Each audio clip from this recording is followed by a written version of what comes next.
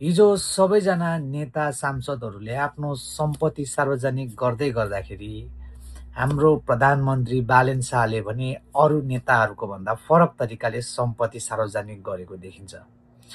उहाँले चाहिँ आफ्नो सम्पत्तिको नाममा 12 लाख युट्युब सब्सक्राइबर र 40 लाख समथिङ आफ्नो फेसबुक फलोवर्सलाई मेरो सम्पत्तिको मुख्य स्रोत भनेर जनाएको छ। अरूको लागि सम्पत्ति भनेको हिरा मोती बहुमूल्य खजानाहरू घर घडेरी हुनसक्छ, तर हाम्रो बालेन शाहको भने आफूले कमाएको ती जनताहरू रहेछन् र उसको नेटवर्क भनेको त्यही जनताहरूको विश्वास रहेछन्। अनि आफ्नो फलोवर्स र जनतालाई नै आफ्नो सम्पत्तिको मुख्य स्रोत हो भनेर मान्ने बालेन शाह तपाईँहरूलाई कस्तो लाग्छ? कमेन्ट बक्समा छोड्नुहोला। अनि भिडियोलाई मन परेमा लाइक गर्नुहोला। यो बालेन शाहको लागि।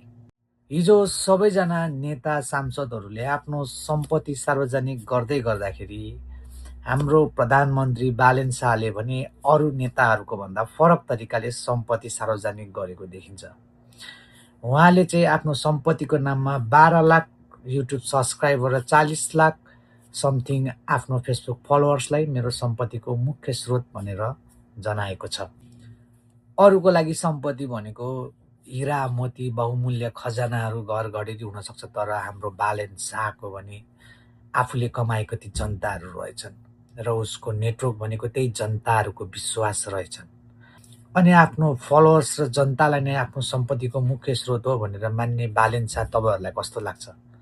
कमेन्ट बक्समा छोड्नुहोला। अनि भिडियोलाई मन परेमा लाइक गर्नुहोला। यो बालेन शाहको लागि।